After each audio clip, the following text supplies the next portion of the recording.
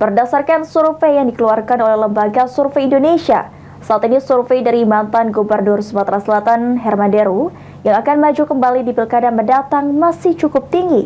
Kendati demikian, dua pesaing HD yakni Mawardi Yahya dan Heri Amalindo masih optimis dapat bersaing.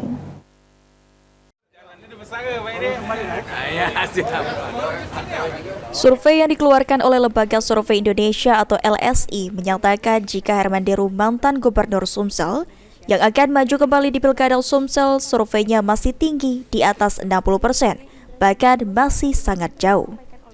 Dengan hal tersebut, LSI memprediksi para pesaingnya akan sangat sulit untuk mengejar survei dari Herman Deru dan berpeluang kembali terpilih menjadi Gubernur Sumatera Selatan. Gubernur petahana untuk terpilih kembali sebagai gubernur periode yang kedua itu sangat besar. Nah, jadi Pilgub Sumatera Selatan ini ada calon dominan.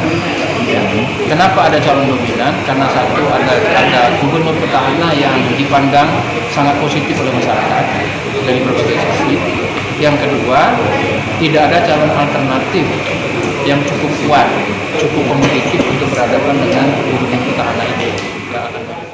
Menyikapi hasil survei yang dikeluarkan oleh LSI tersebut, Firdaus Hasbullah, selaku Ketua Tim Kemenangan bakal calon Gubernur Sumsel Heri Amalindo, menyatakan masih optimis Heri Amalindo akan memenangkan Pilgub Sumsel mendatang dan tidak gentar melihat hasil survei yang dikeluarkan LSI tersebut.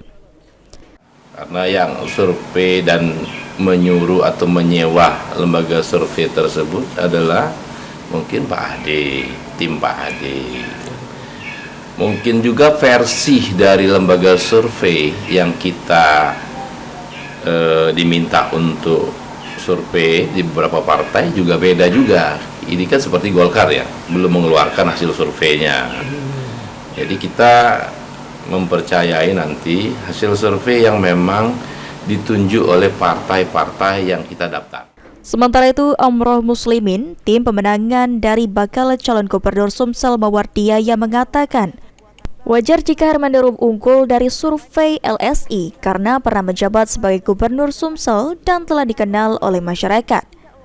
Saat ini menurut Amroh, tim dari Mawardi Yahya tengah bekerja mulai dari hal-hal yang kecil dan akan baru bisa dilihat hasil tren surveinya. Amroh sendiri optimis jika Mawardi Yahya akan jadi pemenang di Pilkada November mendatang. Tren survei itu biasanya tren petahana itu akan cenderung turun. Kemudian dengan adanya penantang ada harapan baru yang muncul. Nah itulah yang akan mengakibatkan tren elektabilitas petahana turun dan penantang itu akan naik. Nah itulah yang akan kita rebut. Jadi kita akan bergerak masif di seluruh Sumatera Selatan dengan tentu visi. Tim Liputan PAL TV.